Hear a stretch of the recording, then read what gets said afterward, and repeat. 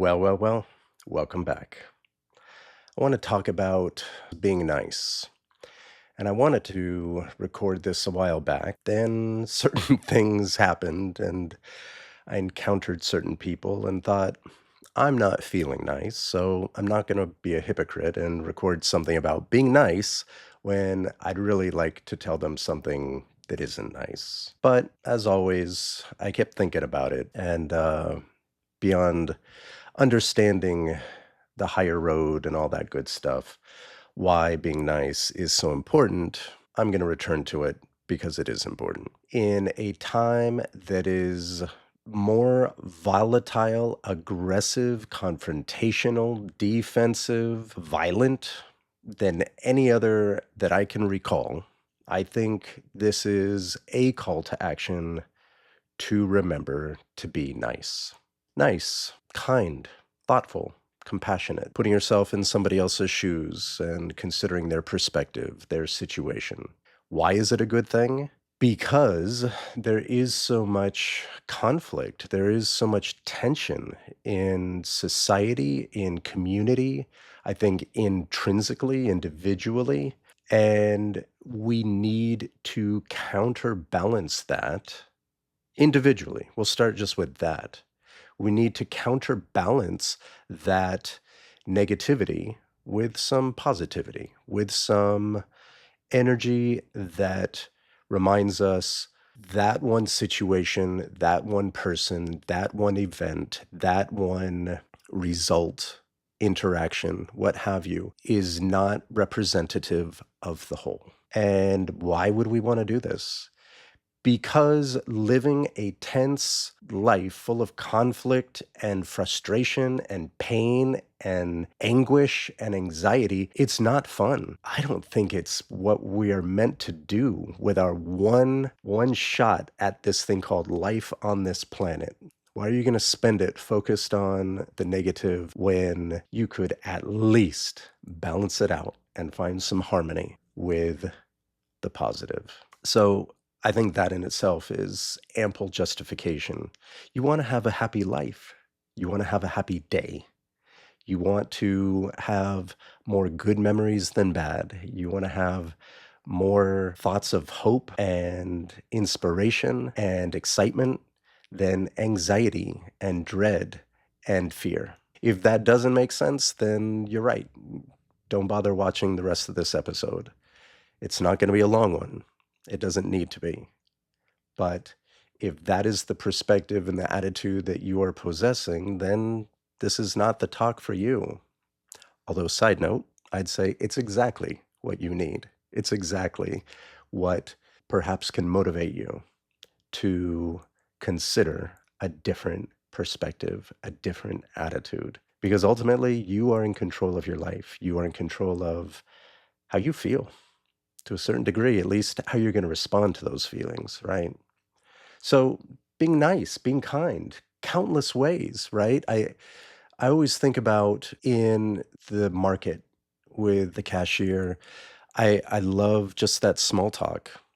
It's not superficial per se. It just I don't know, I hope that it breaks some of the doldrums, right? Some of the routine that they're going through, the bleep, bleep, bleep, especially when it looks like somebody's having just they don't want to be there anymore. A simple comment like, "Is your shift almost done? How's it going today?" Like, and you get the perfunctory, "Fine." But every so often you get the response of, "Man, I just had to deal with a customer and they were just so angry." And then you get talking about that, and wow, yeah, it's a bummer when you have to deal with that kind of energy, but as I tell them, I always make a point out of those kind of situations to just kind of recalibrate my energy and my attitude and how I want to almost going to say live my day, but breathe my day, right? Because it's sometimes from breath to breath. And suddenly you're talking about just almost something philosophical, turning negative into the positive or counterbalancing that negativity with the positive. So at least the end game is kind of or the end game of that situation is just neutral, right? And that's a fair place to be, neutral. Neither this nor that, but right, just right. Small talk can go a long way in terms of getting to something deeper, even if just momentary, right? You're again with the cashier, it's your experience with this person, your relationship with this person is momentary. It's a few minutes at most. My wife commented on uh, a woman's perfume. She said, "God, what is that?" And so we were just at the market the other day, and she said, "What's your perfume today?" And so it already has kind of a base from which to refer and interact. And she showed us her new perfume, and it smelled delicious as well. Those are the niceties that really go a long way. And it's not just a giving, but it's a fulfilling by interacting on that positive wavelength, positive vibe, if you will. It feels good. And the more interactions you do, small, kind of like you wouldn't make a big deal out of them, but the more you do of those small things, then they add up, right? That just becomes kind of a norm. I think it becomes an energy that naturally exudes from you, flows from you, and people vibe off of that, right? Suddenly you're not initiating the conversation. The cashier suddenly is like, "Well, you're having a good day." It's like, "Absolutely." Right? And how's your day going? People pick up on that. I guess one of the big questions is how to be nice when people aren't. And that's a tough one because you're getting triggered emotionally. It can be very frustrating. It can be very energetically taxing, and you want to engage. You want to just rip into that situation and catapult all of frustrations that you've been maybe holding on to, right? And so now hear my wrath and boom, I guess that's an option. I mean, we see it, road rage and other such um, torments.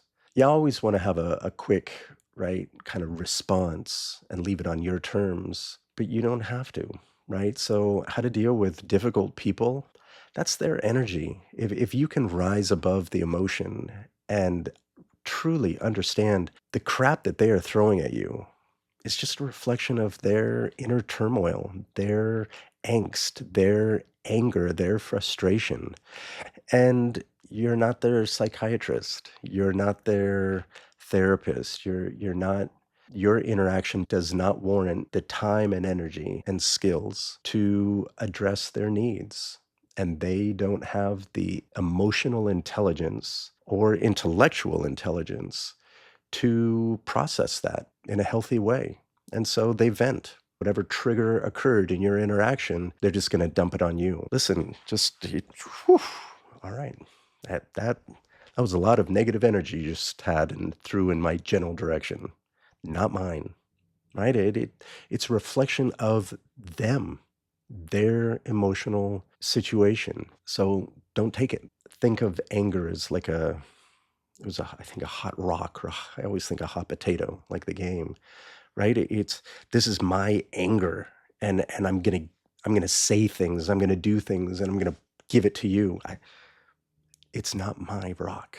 It's not my hot rock. That's your anger, and I don't have either the time or the energy or the desire, the interest to help you right now. That's too much baggage that you need to deal with, but it's not mine.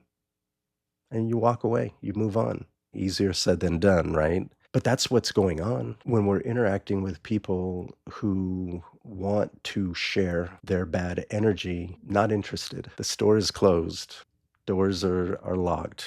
Move on. That's what's going on. It's not your hot rock, your hot potato to assume, to take possession of. It's not yours. Leave it alone, right? Weren't we all raised to don't touch things, don't take things that aren't yours? Well, don't take somebody's negative energy. It's not yours, it's theirs. They get to live with it, they get to deal with it or not, but that's their situation. You have a different one. And it probably isn't one to accumulate everybody's negative energy. So move on, walk on by. Easier said than done. But I'm a firm believer in small things add up. So the more you can maybe perhaps just visualize, that's a very hot, angry rock you are trying to pass to me. I don't want it. The more you can do that, big and small, the better you get at it. The cleaner and clearer you are with it, which is only going to frustrate the hell out of them, right? It's and I totally understand, right? Please, in a sense, they're yelling at you in an angry, violent, nasty way. Really, what they're saying is, please unburden me from this toxic energy, from this hatred, this anger, this aggression, this confusion, this violence. That's ultimately what they're saying when they thrash out at you, when they yell at you, when they want to give you that hot rock of negativity. It's not mine. That's something to work on. That's something to deal with. Have a nice day. Why do it? Because you deserve it. Because we deserve it. Because beyond just the individual working on themselves to have a good day, it's contagious, right? Our energy, people pick up on our energy. It becomes a community thing. As a teacher, it can become a classroom thing, a campus wide thing in our community of our part of town, in our state, in our society, right? From micro to macro, our energy is always flowing. It's always there. I know it sounds so esoteric and vibey to talk about energy, but that's what it is. You're throwing that out there, and energy is never lost. So it's got to go somewhere. Maybe that's why we go on nature walks, go for a walk on the beach, go for a hike, right? Let that energy dissipate into the earth, into the plants, into the flowers, into the breeze. But when we're social, when we're communal, when we're interacting with people, yes, people are picking up on your energy, subconsciously or not. And we're responsible for our own energy, not necessarily the interpretation of our messaging, because sometimes we get lost in the sauce. Sometimes we're misunderstood, or we aren't articulating ourselves clearly enough. It's important to strive to have a good day for yourself and for everybody else that you're going to interact with. And like a self-fulfilling prophecy, you're only going to have a better day because people are going to vibe off of your positive energy. People don't like vibing off of negative energy, even though they absorb it, right? Those are the tales that when you get back home, oh my God, that's ran into this person. They were just so blah blah blah.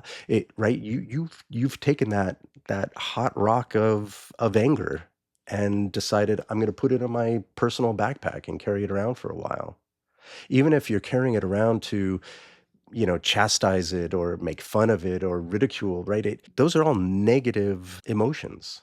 So you have absorbed, you've taken possession of that negative rock, that negative energy. It's important to maintain your positivity and understand that that will either be accepted in a neutral way or in a positive way. That's a win-win either way.